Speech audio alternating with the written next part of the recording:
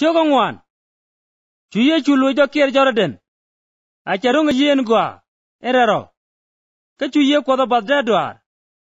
Wadanu am gajetin. Agwan jengni. Kanindi janda ngwan. Ka tela meche cham. Ka keninda to. Ka mechi nida to tsuk. Chu badanak. Ka chu gwan jengni ye jogi. Me jin gat kwap. Rani ka pema me. Ka o. Baro loini jurai. Ka chuye chuje loji. Chaja gor. Ichirande tega met karwa. Ka chu gwan jengni jandang nyal. Kaka gwam nutot. Nyot kwaro wa dial. Ka chuye jogi. En baji kamrui ka titi dial. Amena goy dien. Ka o. Chaja kamwa. Ka baja kamramo. Goramo. Mi wiapal. Ba dungdu ke liu. Chuye loji. Chaja gor. Ibi pal no kwar. Ni kuddu. Ka bilene jaya kakarwa. Ka chu gwan jeng jananga Jerusalem. Ka chu janang wi lwa kot. Joga jayi. Me jin gat kot. Yurro piny. En wana me. Ko. Chaja gor. Ijen. Bajaga la rwaj. Ka kwidu. Ka baji gang. Ka biga jipa ka titken. Ko. Chichoru bi piampam. Chuye chuje loji. Chaja gor. Ichu kwenu kudron. Mechi gwan jeng tok. Ka onde. Ka tidial. Chuja bany piny. Ka gwan metot. Chuye chulo ka Galilee. Acha tianga bom yega kwap. Ka chu kagderes. Rei rolo mo ke liu. Ka chu nam ngej. Rei lueng nu pala jus. Ka chu ne diala liak. Mechi ye chu ben ka Nazareth. Gwade pide sin. Chu duel pala jus. Ka chang longa. Ko. Ejen chiande. Chu rejej.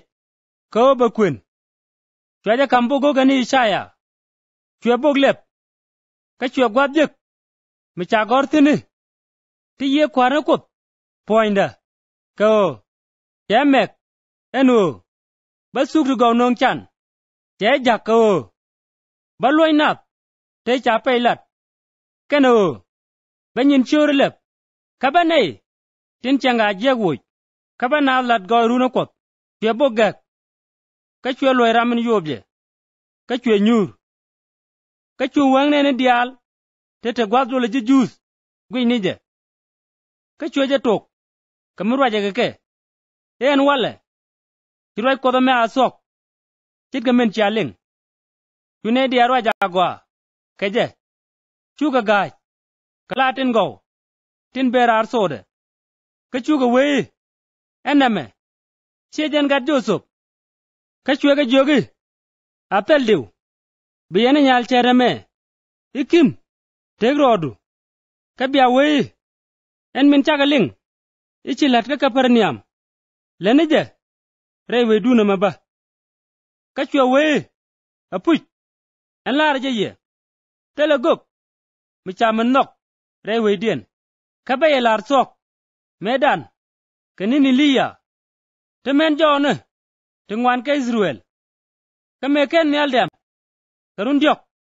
Wida pe bakel. Chubon mendid ben. Wi mon ke liu. Ka kani liya. Jaga Israel. Chua jaga chek. Joga. Metaka darfes. Day rol zidon. Ka chua tega jidwa metungwan. Ka Israel. Kanin goga liya. Ka chua taram kere dien. Mi chua jaga gwa. Anina man karwa. Ran Syria. Mechi kwa jameling. Chuloy nene dial. Tintere luak dola majek. Chuga rojej. Ka chuga janang rar. Rei wich. Nang aja ngeba pam. In cha watin. Ko. Dega ja wakping. Ka chua kam dieret. Ka chua waga wade. Ka chu ye chu waga Kaperniam. Wijin Tirol. Galilee. Wade ngije napin. Ka chang longa. Chu nap gaj. Ka ngide. Ko raja ka luang. Ka te wut. Mitega ye mejek. Rei duel dola jus. Ka chua waga jo medit. Wei. Ah, jin ye chu. Ra Nazareth. Angu mugoro ka ko. Jin biga o. Buko bandak. En ngaje ji. En o. Ajin kel kwat. Eraro. Ka chu ye chu jagok. Pyo we. Binni. Ka barar poinde. Mechi yen jek. Wuda ma yor pin niam nap. Pyo barar poinde. Atel mi jek. Mi chalet kaje. Ka chu kandi almar. Ka chu garoi karo. Roi nguka. Aname. Ka o. Jen. Roi ka yedi jek. Ka luang ka na bom. Ka la bagarar. Pyo kagde. Walat gwan dial. Dai rolo mo ke liu. Meje ye chu duel dole jijus. Pyo duel Simon. Teme. Matu Simon. Chu jaga let poin. Ka chu ga pege kwide. Chu ye chu chuang wide. Ka chu joi wuj. Ka chu joi jien poinde. Ka nien gwada mo. Chu rejej. Ka chu ja tok. Ka meleta ka eka. Ka tiang. Ka nyachang. Chu ne dial. Tinte ka ne ken. Tite ka jwazu gol nong ye chu. Ka chu tere ladwa ne ken. Ka chu ga jaga go. Ka chu ye di jek. Barar poinde ne tungwan. Ka chu ga ral. Jin gat kop. Ka chu ga gok. Ka o. Chiga broj. Ka o. Ngai ka je. Jan Masaya. Me chu o bak. Chu ye chu jien. Chu o gwada garwa. Ka chu na da gur. Ka me chiga ja jik. Chu ga ja logan o.